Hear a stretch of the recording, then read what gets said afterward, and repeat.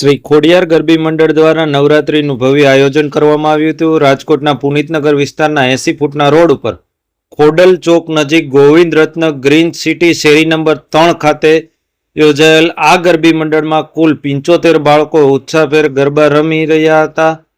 આ કાર્યક્રમમાં બાળકોને A, B, C ગ્રુપ મુજબ વહેંચણી કરવામાં આવી હતી, જેમાં ભુવા રાસ, ટીપણી રાસ, ખોડિયાર રાસ, નાટક, નૃત્ય તેમજ નવા કાયમી ગરબા જેવી વિવિધ સાંસ્કૃતિક કાર્યક્રમ યોજાયો હતો.